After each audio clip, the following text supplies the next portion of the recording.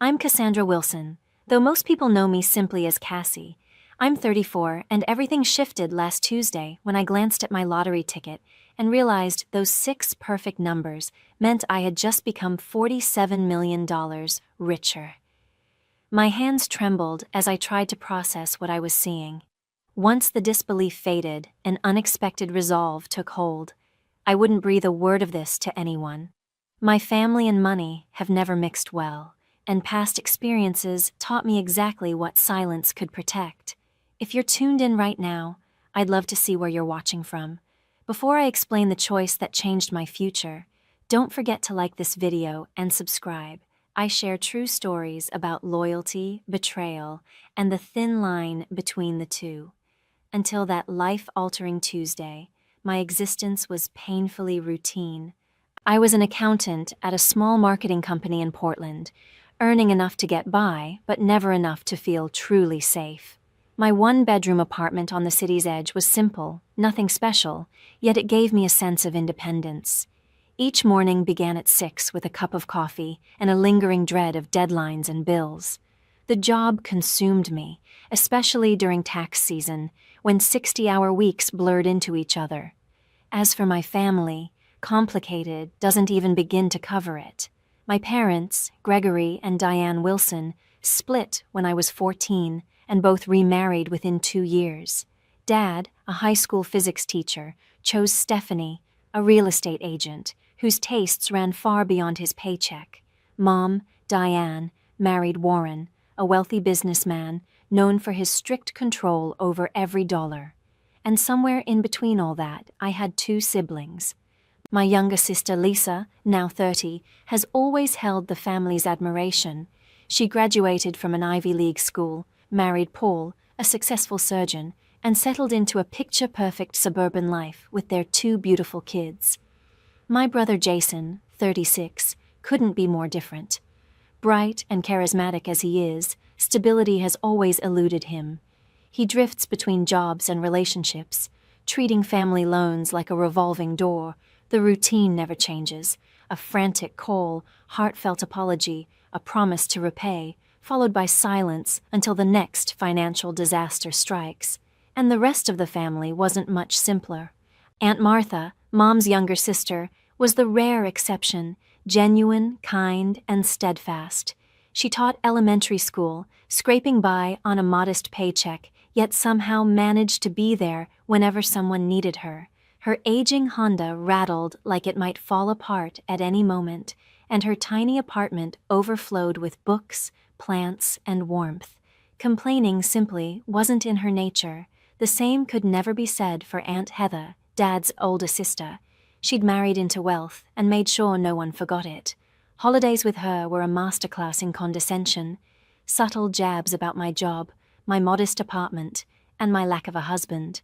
Her son Ryan mirrored her arrogance, but not her fortune, and his growing gambling addiction was the family secret everyone politely ignored. Years of watching generosity turn into regret hardened me. When Jason begged for $5,000 to enter rehab 3 years ago, I drained my small savings to help, only to find out later he'd never even checked in. And when Lisa claimed she was short on wedding expenses, I charged $2,000 to my credit card after her promise to repay me post-honeymoon, a promise that, unsurprisingly, never materialized. 5 years passed, and I was still waiting for Lisa to make good on her promise. When my dad called, asking for help fixing his storm-damaged roof, I wired him what I could spare, only to scroll through social media weeks later and find photos of him and Stephanie lounging on a beach in Cancun. The only person who truly knew how deeply these moments hurt was my closest friend, Charlotte. Charlotte and I met back in college, and unlike so many relationships in my life, ours never wavered. She worked as a nurse, knew the meaning of hard work, and never criticized me for the tangled emotions I carried toward my family. Whenever resentment started to creep in, she gently reminded me that not everyone was out to exploit my kindness. Work offered little relief.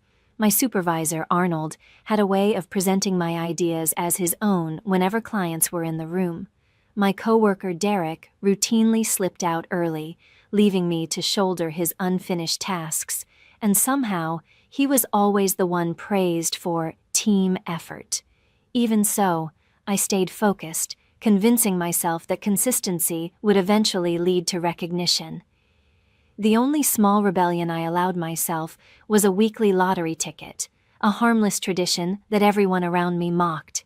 Each Friday, I'd swing by the corner shop, spend $10, and walk out clutching my fragile hope. Mom called it a math tax for dreamers. Jason liked to joke that I should just hand him the cash and save time. Dad turned every mention of it into a mini lecture about probability and poor financial decisions. But for me, those slips of paper weren't about logic. They were about possibility, a glimpse of freedom I couldn't quite let go of.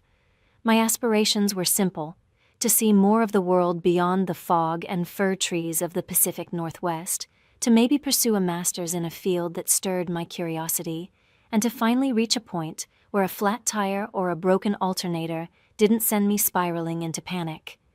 Reality, however, told a different story. My mid-30s arrived with lingering student loans, stubborn credit card balances, and a monthly juggling act that left no room for error. Groceries, rent, and gas devoured my paycheck.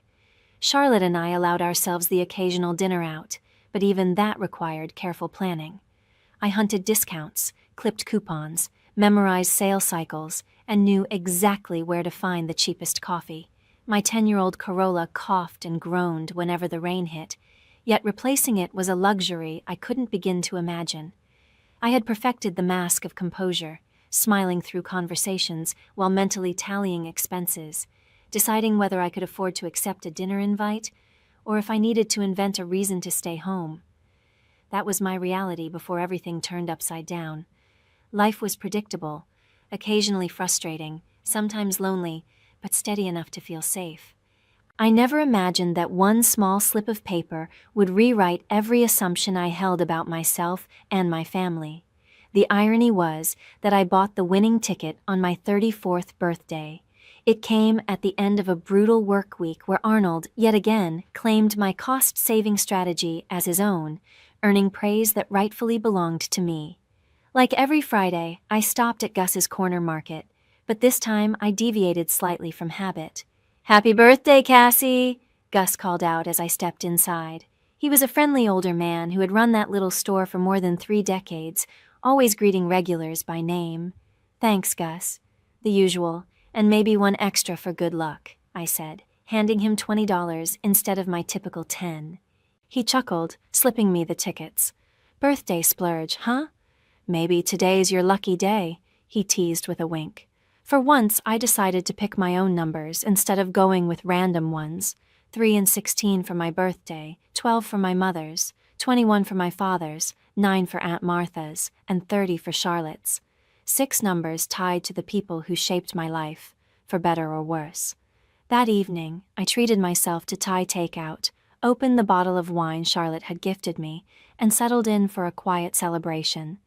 The drawing aired at 8, but I barely paid attention, scrolling through photos of other people's glamorous parties.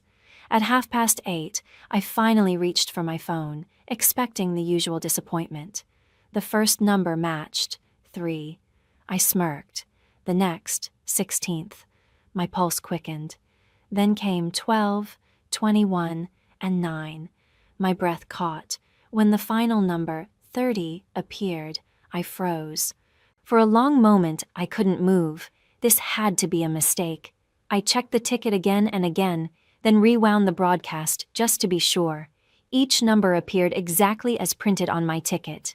My hands trembled so violently the remote slipped to the floor.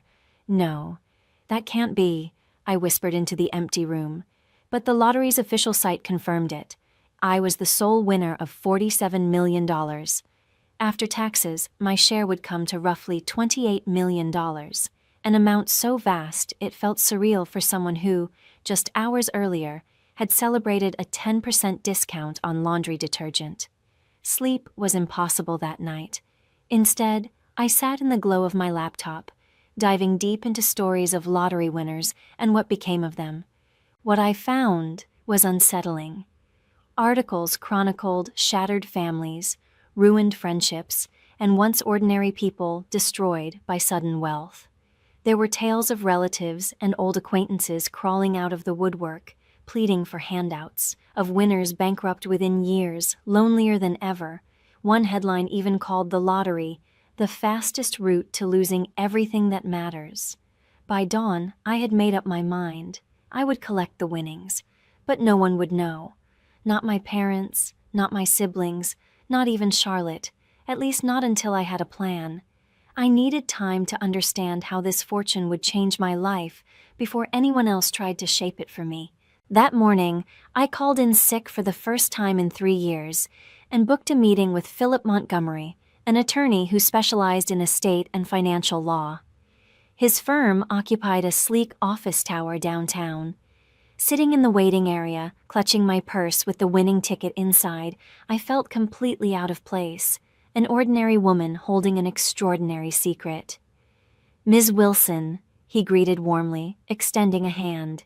He was around 50, with neatly trimmed salt and pepper hair and intelligent, reassuring eyes behind designer glasses. "How can I help you today?" I inhaled deeply and slid the ticket onto his polished desk.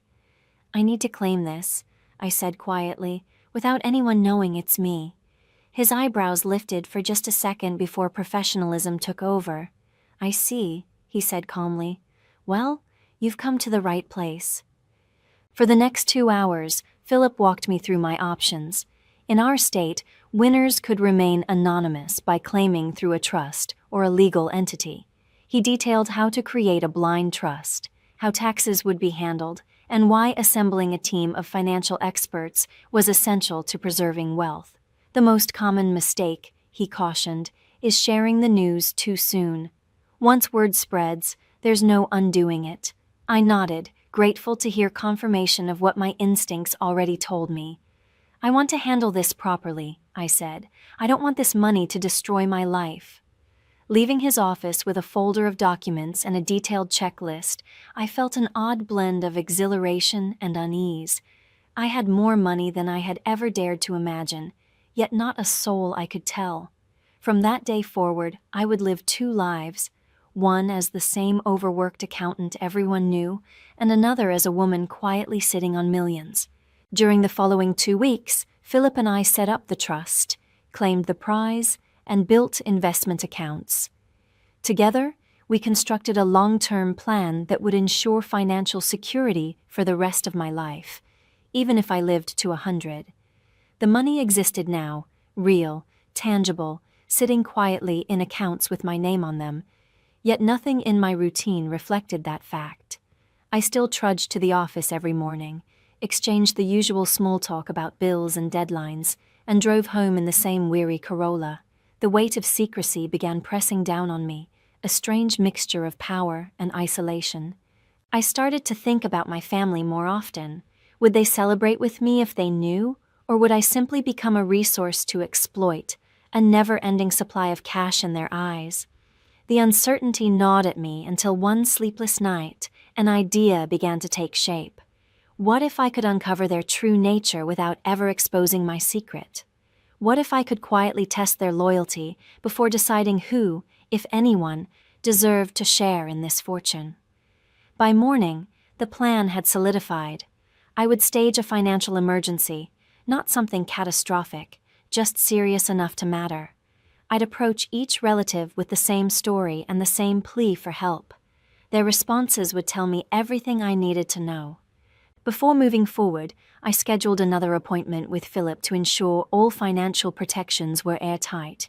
Together, we reviewed the arrangements, diversified investments, a charitable trust, and a modest checking account that allowed small, believable withdrawals without drawing suspicion. The rest of the fortune was locked away where no one but me could reach it.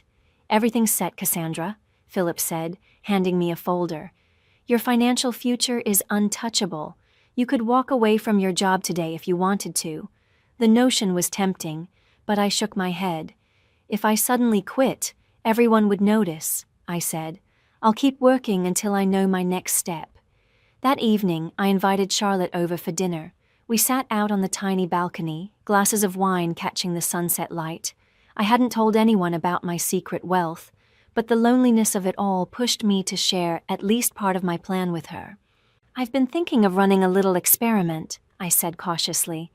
Charlotte tilted her head.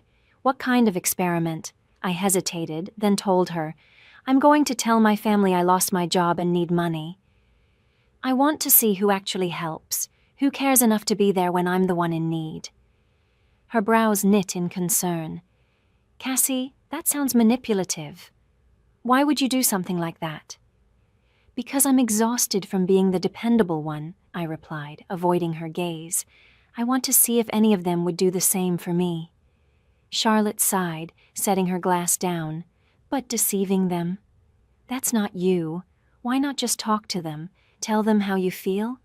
I gave a dry laugh. "You know my family, Charlotte. Honest conversations aren't exactly our specialty. You've seen the way they treat me," I said quietly. Charlotte frowned. "Still, this doesn't sit right. What are you hoping to prove?"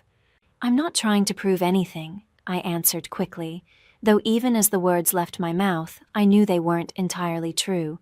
"I just need to know who genuinely cares about me and who only sees me as a bank account." She shook her head slowly. "Cassie, I think you're the one who's going to get hurt here. But I can tell you've already decided she was right. The plan had been forming all day, and by that evening it was fully constructed. I'd settled on a story that sounded plausible but not dramatic enough to raise suspicion. The marketing firm had gone under after losing its biggest clients. I'd tell them I was suddenly unemployed and needed $5,000 to cover rent and medical bills while searching for a new position. The amount was big enough to matter, but not so large that it would seem fabricated, and every person I planned to approach could easily afford it. I made a list: Mom and Warren, Dad and Stephanie, Lisa and her husband Paul, Jason, Aunt Martha, Aunt Heather, and Cousin Ryan. 10 people in total. Each one had leaned on me at some point, for money, for favors, for emotional support. And I had always said yes. Now it was my turn to see who would return the kindness. The next day, Charlotte reluctantly helped me rehearse the story, despite her unease. "You'll need to sound worried, but composed," she cautioned, "and make sure you've got details ready. People will ask questions." I jotted notes as she spoke. "I'll say the CEO was caught embezzling funds and that the company's under investigation. That explains the sudden closure and why I haven't received my final paycheck. And when they ask about your job search, I'll tell them I've been applying nonstop, but accounting roles are hard to come by right now. I'll mention that I've got a few interviews but nothing confirmed yet, and that my savings ran dry after paying for recent medical tests." Every piece of the story was carefully constructed to sound credible and sympathetic, just enough to make them decide whether to help or not. As I reviewed it all, guilt pricked at me. Maybe Charlotte was right. Maybe this was manipulative. But then I remembered every time I'd drained my bank account to rescue someone else. Every promise unfulfilled. Every thank you that turned into silence. The sting of those memories hardened my resolve. This wasn't just about testing loyalty, it was about self-preservation. I even drafted a list of predictions. Mom would likely offer some money, but not the full amount.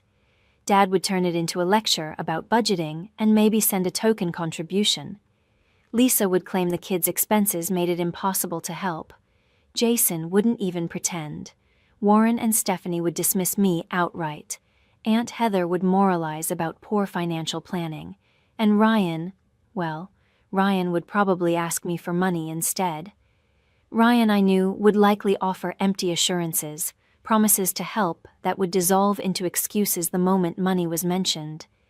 The only person I truly believed might come through was Aunt Martha.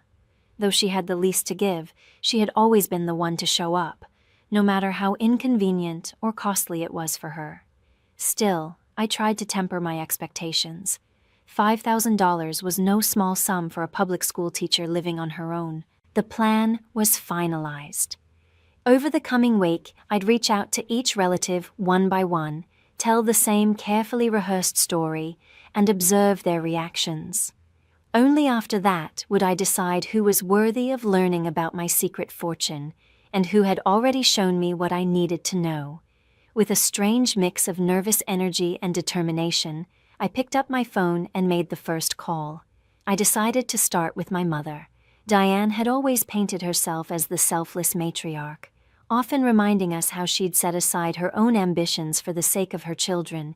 If anyone was likely to lend a hand, it should have been her. My fingers trembled slightly as I dialed her number. She picked up after the third ring, her tone distracted. "Hi, Mom," I began, injecting just enough strain into my voice to sound believably distressed. "It's me, Cassie. Sweetheart, what's wrong? You sound upset." That was my cue. I launched into the story I'd crafted. The sudden company shutdown, the missing final paycheck, the anxiety about unpaid rent and medical bills. I could hear her breathing deepen as I spoke, the concerned mother tone slowly creeping in. "Oh, honey, that's awful," she said at last. "Have you applied for unemployment? And what about your emergency fund?" "I did," I told her, "but unemployment will take weeks, and my savings are gone after paying for some recent medical tests." I deliberately avoided explaining what the tests were for, letting her imagination fill in the rest. Finally, I said softly, "I hate to ask, but I really need some help. About $5,000 just to get through this month. I'll pay you back the moment I can." The silence that followed stretched uncomfortably long.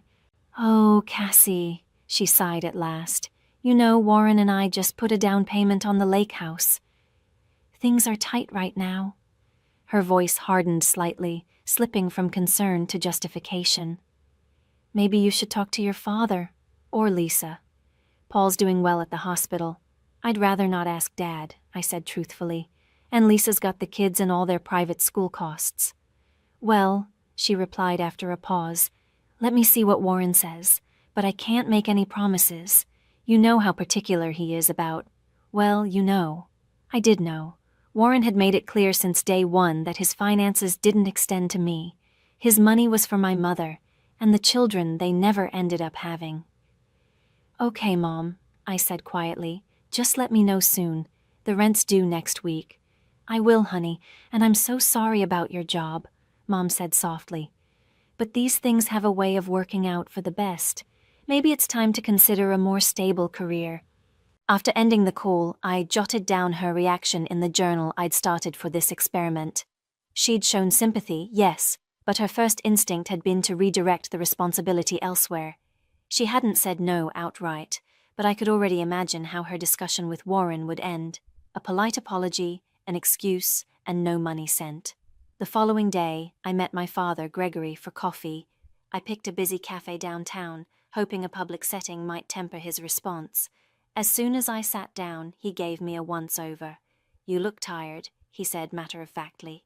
I smiled weakly and launched into my prepared story. He listened with the expression of a man grading a paper, detached, analytical, occasionally nodding, but never showing emotion. When I finally mentioned the $5,000, he leaned back, crossed his arms, and sighed. "Cassandra," he began in his familiar lecture tone, "I've always told you to be financially responsible. This is exactly why I said you should keep 6 months of expenses saved. What happened to that plan?" "Life happened, Dad," I answered, careful to sound weary but not defensive. "Medical bills, car repairs, you know how it is. Not everyone can save that much."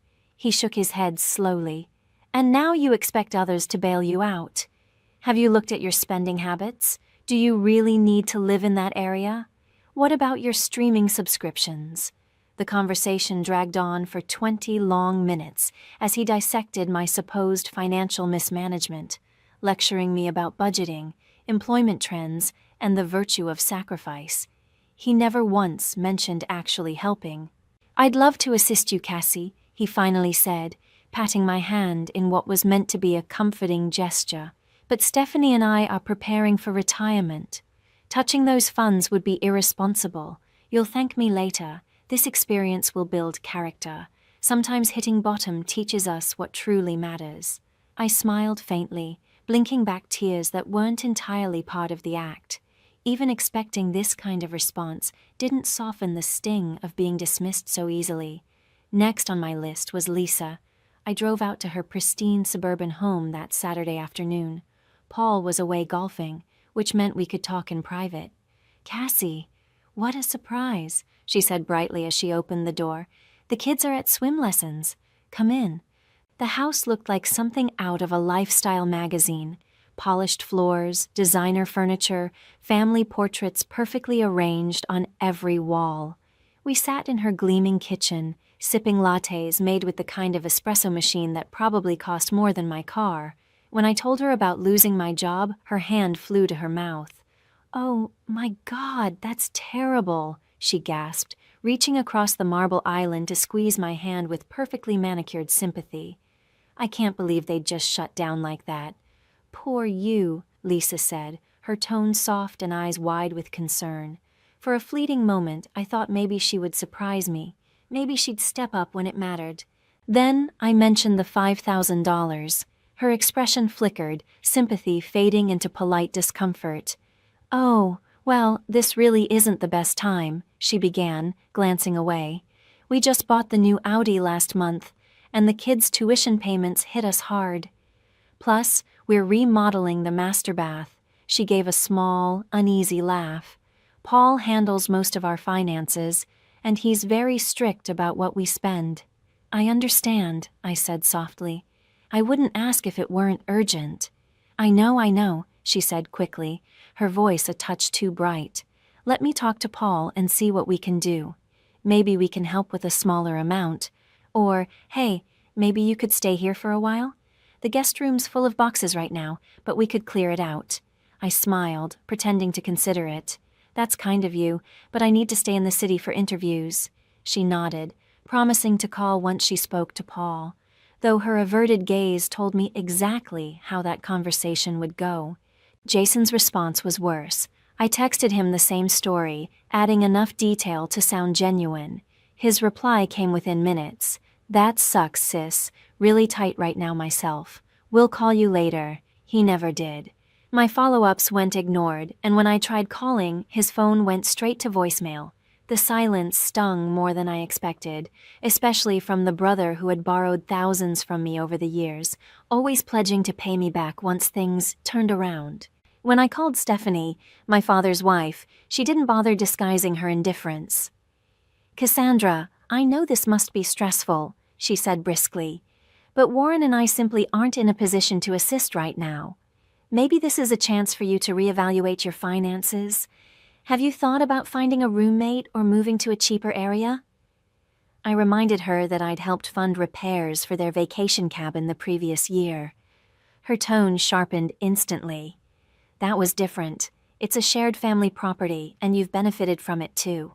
The fact that I'd only been invited there once, for a single afternoon, was apparently irrelevant. Warren's response made hers sound gentle by comparison. When I called, he didn't waste time on small talk. "You're not my daughter," he said flatly. "I've supported your mother for years, but your financial troubles aren't my responsibility. Maybe you should have chosen a career that actually pays." Then he hung up. Ryan, at least, pretended to care. He texted back almost immediately, full of sympathy. "Absolutely, Cass. I'll help. Let's grab lunch tomorrow. I'll bring a check." Relief flickered for a moment, but the next day he texted an hour before we were supposed to meet. "Something came up. Let's reschedule soon." Of course, he never did.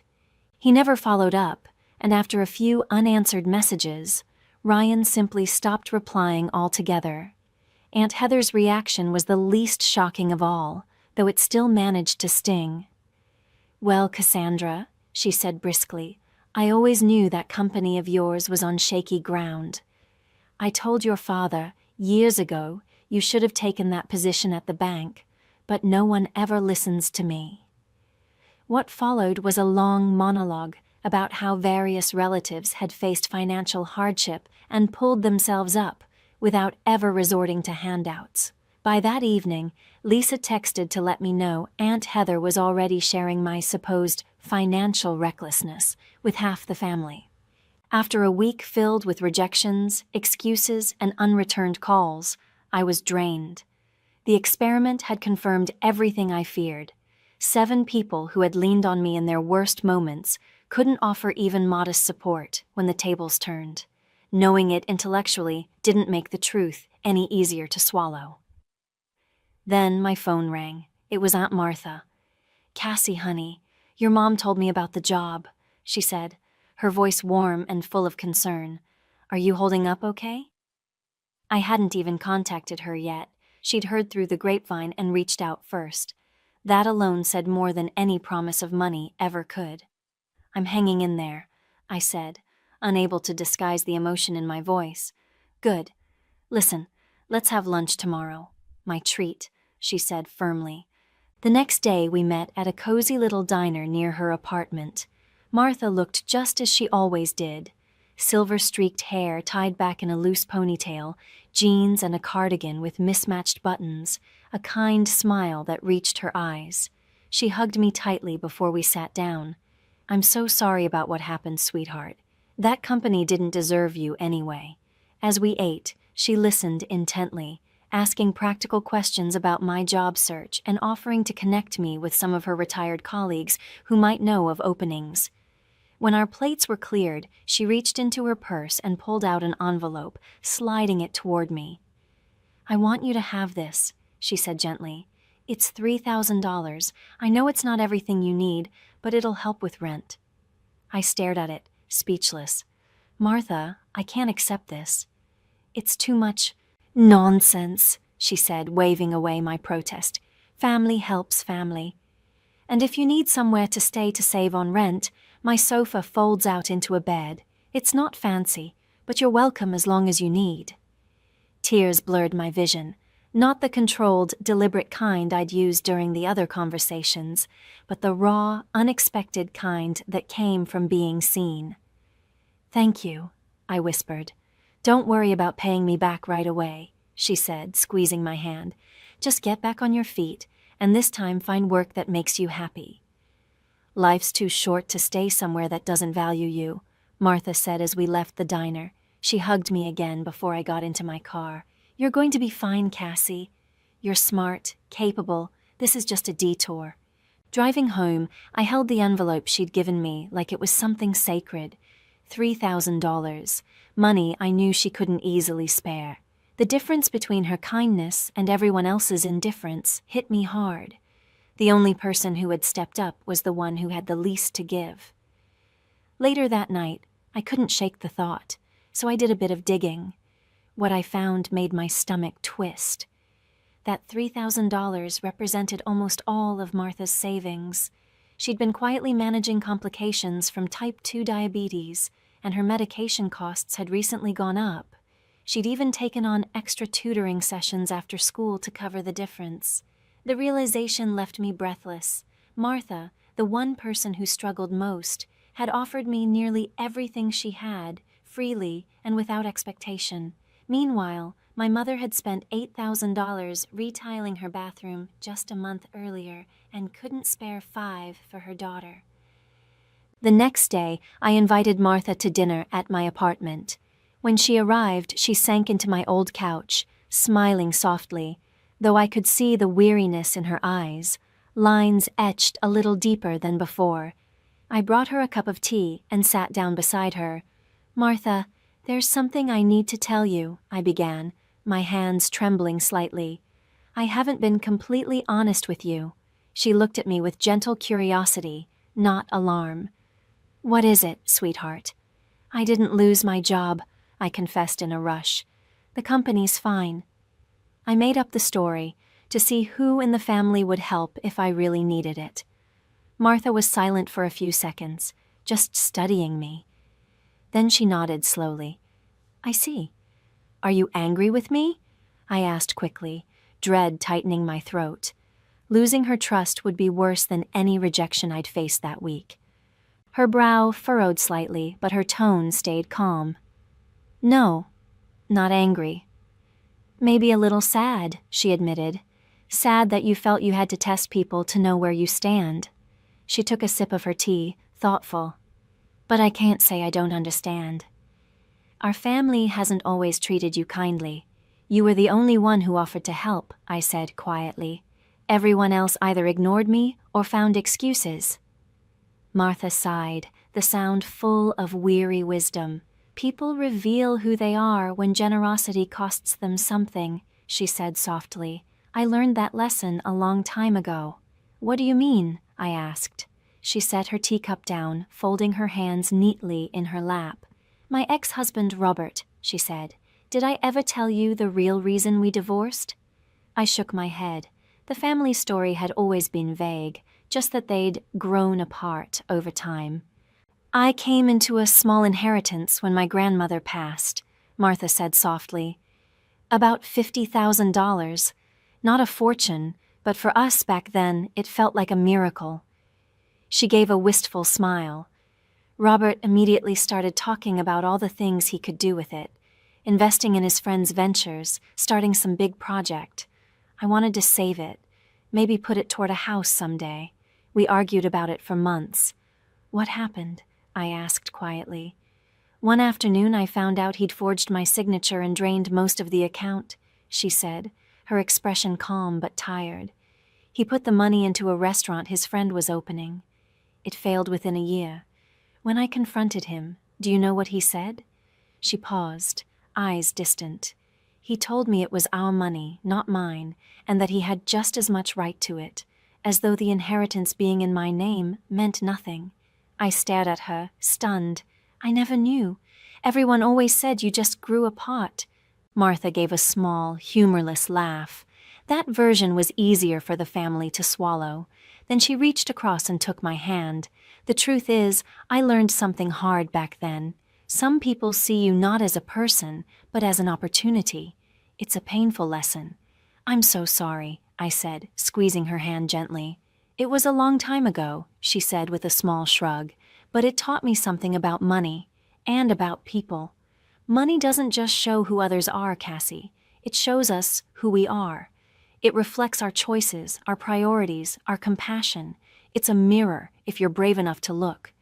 Her words struck something deep inside me, and before I could stop myself, the truth spilled out. Martha, there's something else I need to tell you. Something big, I drew in a shaky breath. I won the lottery 3 weeks ago. $47 million. Her eyes widened, but she didn't gasp or flinch. She simply waited for me to go on. I haven't told anyone, I said. Not Mom, not Dad, not Lisa or Jason, not even Charlotte. You're the first to know. Oh, Cassie, she whispered. That's incredible. That changes everything. I know, I said quietly. And that's why I did the test. I had to know who would be there for me, not for what I could give them, but for who I am. Martha nodded slowly. I understand, she said, but what happens now? That's what I'm still trying to figure out, I admitted. The money's secure. I've got a good attorney, a trust, investments. But when it comes to my family, I just don't know. She took a moment before replying. You don't owe them anything, Cassie. Not one of them, not even me. But I want to help you, I said, my voice rising slightly. Your medical bills, your apartment, anything you need. Her smile was soft and kind. Sweetheart, I don't need a thing. My life may be small, but it's mine. My apartment's filled with books and plants and memories. I'm content. My car runs most days, Martha said with a wry little smile. I have my students, my books, and now this lovely secret with my favorite niece. She gave my hand a gentle pat. Just knowing you're safe and happy, that's more than enough for me. Her selflessness broke something open in me. Here was a woman who had given me almost everything she had when she believed I was desperate, and now, knowing I was worth millions, wanted nothing at all in return. We talked late into the evening, and the more we spoke, the more glaring the contrast became between her quiet grace and the rest of my family's selfishness.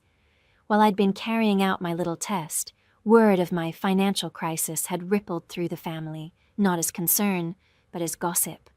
My phone buzzed with messages that night. The first was from my mother. Heard you asked Lisa for money too. You should have told me you were going around asking everyone. Feels like you're trying to pit us against each other. Then one from my father. Stephanie says you've been calling the whole family for handouts. This is exactly the kind of irresponsible behavior I've been warning you about. Each message confirmed what I already knew. Instead of compassion, they offered judgment. Instead of unity, whispers and blame. My so-called family had turned my fabricated plea for help into a moral indictment. Proof, in their eyes, that I was immature, manipulative, ungrateful, and in doing so they'd exposed themselves far more than I ever could have through words. The next morning, I met with Philip to finalize long-term plans for the money.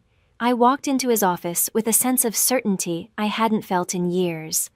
"I want to set up a trust for my Aunt Martha," I told him, "something that covers her medical bills and gives her a secure, comfortable retirement, but structured so it feels like a gift, not charity. She's proud, and I want to honor that." Philip nodded thoughtfully, jotting notes. "We can establish a family trust that distributes a monthly stipend. That way she never has to manage a lump sum, and it feels natural, not transactional." "Perfect," I said. "And I want to buy her a house. Nothing flashy, just a cozy, single-story place near wherever I settle. It should be easy to maintain and accessible for her health needs." We spent the next hour mapping out investments, philanthropic ventures, and new personal goals. I told him I planned to resign from my job and dedicate myself to launching a nonprofit for elderly individuals living alone, inspired not only by Martha, but by countless others like her who quietly struggle and give anyway. Philip glanced up after a moment. "And your family?" he asked carefully. "Do you intend to tell them about the winnings?" I shook my head. "Not now. Maybe never," I said, "but I do plan to call a family meeting to address the rumors about my finances and put things to rest." Later that afternoon, I finally called Charlotte. For the first time, I told her everything about the lottery, the trust, the deception, and the revelations that followed. She was silent for a moment after I finished, then exhaled slowly. "I can't believe you went through all that," she said. "But I get it. I really do." Charlotte had laughed when I finished explaining everything. "So what now?" she asked teasingly. "Are you going to turn into one of those eccentric millionaires who still clips coupons and drives a car with the check engine light on?" I couldn't help but laugh. "No, I don't see myself hoarding ketchup packets," I said, "but I'm not buying Bentleys either. I want the money to matter, to actually do something good, and that starts with Martha. She deserves it," Charlotte agreed softly. "But what about everyone else, the ones who failed your test?" "I'm still deciding," I admitted. "I've called a family meeting for Sunday. I told them I have something important to announce." When the day came, I was honestly surprised that everyone showed up. My mother and Warren arrived first, followed by my father and Stephanie, then Lisa and Paul, perfectly dressed, of course. Even Jason came, though he'd ignored every message I'd sent for weeks. Aunt Heather swept in last, wearing disapproval like perfume. Martha was the only one who smiled, catching my eye with a look of quiet understanding as she entered.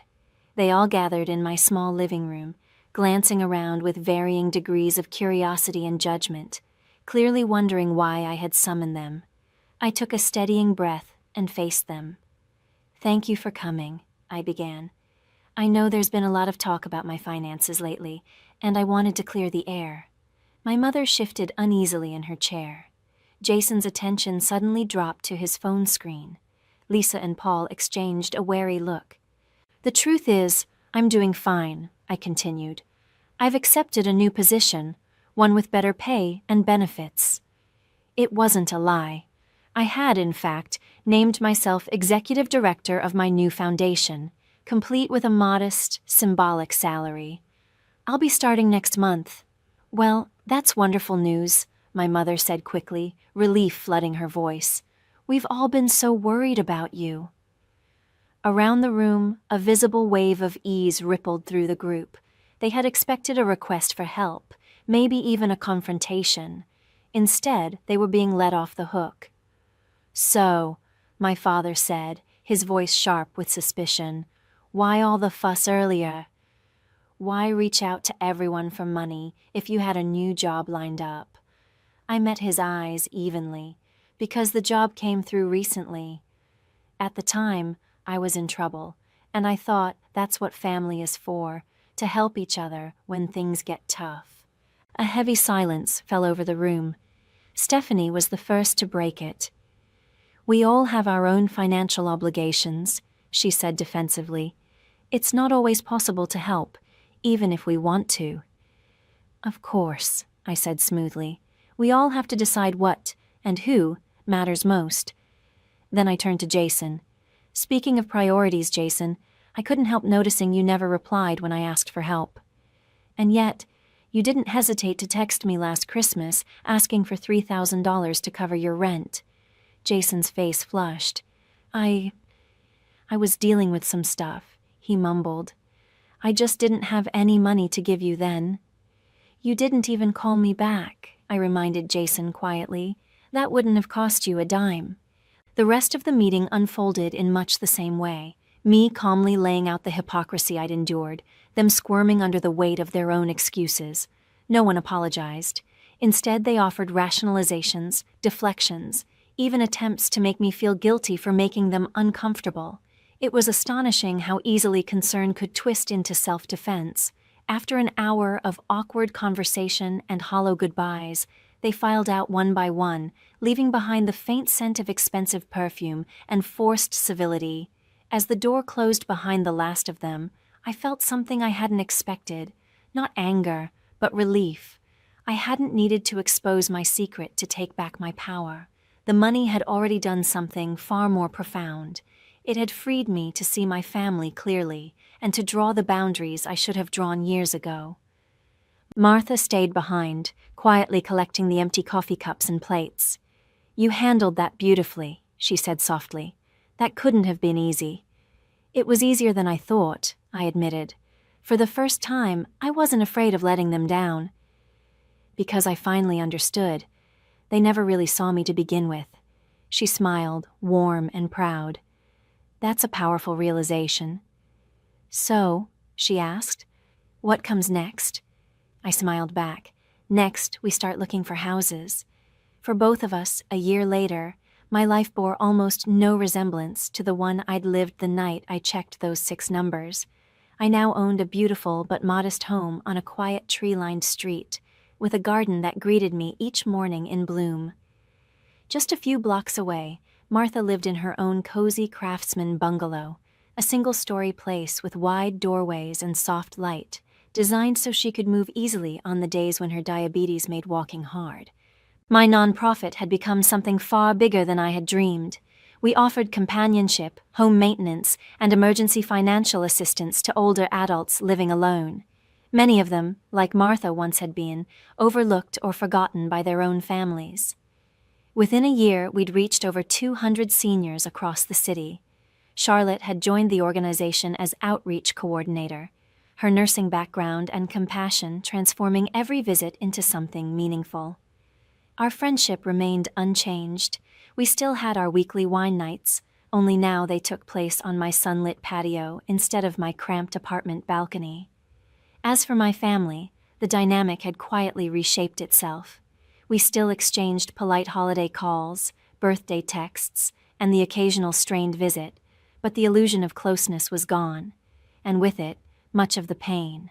Without the constant need for approval or the pretense of intimacy, our distance became peaceful rather than bitter. They still had no idea about the lottery. To them, I was simply thriving in my new career, finally successful in a field that suited me. And that was just fine, because for the first time in my life, success wasn't something I needed anyone else to see. It was something I could feel. They seemed content to accept my vague explanation about the new job without asking many questions, which, in itself, told me everything I needed to know about how much genuine interest they had ever taken in my life. There were moments when the temptation to tell them the truth flickered through me, especially when Jason called to pitch his latest can't-miss business venture, or when Lisa complained about the rising costs of her kitchen renovation. But each time, I remembered the silence that had greeted my own pleas for help, and the decision not to reveal anything became effortless. Still, there were occasions when real need arose, moments when compassion outweighed resentment. When my father suffered a mild heart attack and was left with steep medical bills his insurance wouldn't fully cover, I quietly paid the balance through the hospital's patient assistance program. Later, when Ryan finally entered rehab for his gambling addiction, an anonymous donation appeared to cover his treatment. They never knew it was me, and I preferred it that way. Martha and I saw each other often, usually sharing dinner twice a week. Her health had improved noticeably. Steady medical care, less financial anxiety, and a calm, fulfilling life had transformed her. She had retired from teaching, but still volunteered several days a week at a literacy center, helping children fall in love with reading just as she had once helped me. One evening, as we sat side by side on her porch, watching the sky turn gold and violet, she spoke quietly. "You know what amazes me?" she said. "How different everything could have been if you'd told them about the lottery from the start." I nodded, imagining that version of my life. "They would have been attentive, affectionate, maybe even doting," I said with a small smile. "And you'd never have known what was genuine," Martha replied. "That knowledge, painful as it was, gave you freedom." She was right. The experiment, though harsh, had illuminated more than I'd expected. It had stripped away illusion, showing me who truly belonged in my life and who merely took space in it. But the most profound lesson wasn't about them. It was about me. Before all of this, I had tied my worth to what I could give, to how much I could sacrifice, support, or rescue others. I had mistaken self-erasure for love and generosity for belonging. The truth was simpler and far kinder. Love isn't measured by what it takes from you, but by what it allows you to keep, your dignity, your peace, your sense of self. Martha's love had proven that. Real love gives freely, but it also respects boundaries. It doesn't demand repayment, and it never confuses dependence with devotion. And because of her, I had finally learned to live by that truth. It was steady and real, there in the quiet moments as much as in the storms. At first, I'd kept the truth about my winnings hidden out of fear, terrified that money would twist the people I loved or poison what little trust remained between us. What I hadn't expected was that the secret would do the opposite, not distort my relationships, but reveal them. It peeled away the layers of performance and showed me, with painful clarity, who everyone had always been. The money hadn't changed anyone. It had simply shone a light on their true nature. My world now was richer in ways that had nothing to do with wealth, full of purpose through my foundation, genuine closeness with Martha and Charlotte, and a grounded sense of self-worth that no outside approval could shake. Most of all, I had peace, the kind that comes when you stop chasing validation from people who can't give it. The financial fear that had haunted me for years was gone, but so was the constant ache to be seen and loved by those who only valued what I could provide. I had finally built a life guided by principle, not by insecurity. Martha reached over, her familiar hand warm against mine. "You did good, kiddo," she said softly. "Not just with the money, with what you learned." I smiled through the emotions swelling in my chest. I had the best teacher. As the sun slipped beneath the horizon, painting the sky with streaks of pink and gold, I thought back over the path that had brought me here, from the shock of seeing those winning numbers, to the sting of disappointment, to the quiet joy of turning that windfall into something meaningful. The lottery had changed my life, yes, but not in the ways I'd once imagined. It hadn't bought happiness or fixed old wounds. It had simply given me the freedom to see clearly, to choose intentionally, to live honestly. In the end, the most valuable thing I gained wasn't measured in dollars. It was the understanding that the people who truly belong in your life aren't the ones who appear when you have plenty to give, but the ones who remain when all you can offer is yourself. Have you ever tested someone's loyalty? What did that reveal to you? Share your experiences in the comments below. And if this story spoke to you, please remember to like and subscribe for more real stories about family, trust, and rediscovering what really matters. And most importantly, share this with someone who needs to be reminded that their worth isn't defined by what they can give. Thank you for listening, and may you find the clarity to see the truth in your own relationships.